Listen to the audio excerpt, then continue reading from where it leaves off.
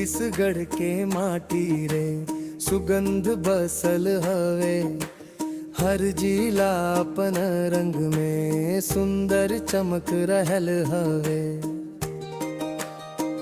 रायपुर के बाजार चमके, दुर्ग के सिटी में गरे, राजनांदगांव के बैठक में गीत नवा गढ़े।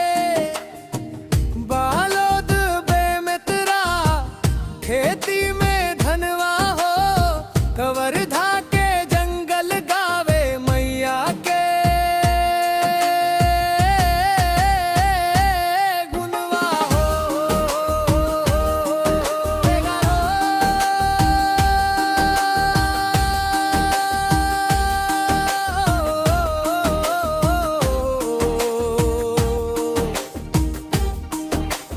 बिलासपुर कोरबा चमके, बिजली के ज्योति रे, जंजगीर चंपा सकती रे, पानी के गोती रे। रायगढ़ के नगाड़ा बजे झूमेला जवान रे। जशपुर सूरजपुर संग फागुन के गान रे। कोरिया मनेंद्रगढ़ पर्वत झरना तोर, सरगुजा बलरामपुर ठंडी हवा के डोर।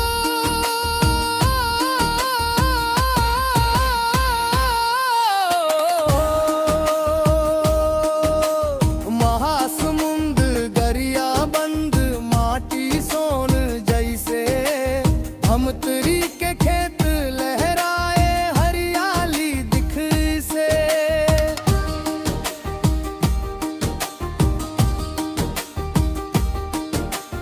कांकेर कोंडा गांव जंगल के राजा हो, दंतेवाड़ा सुकमा बस्तर के साजा हो।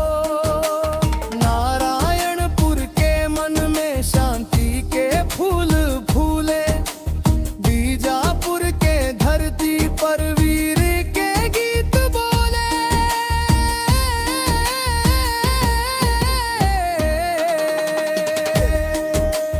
गोरेला पेंद्रा मरवाही पहाड़ी सुर में गावे।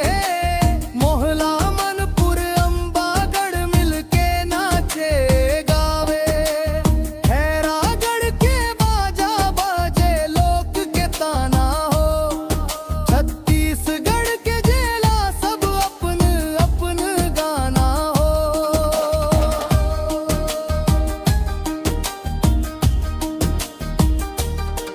ए हो छत्तीसगढ़ रे मैया, तोर माटी सोनवा हो।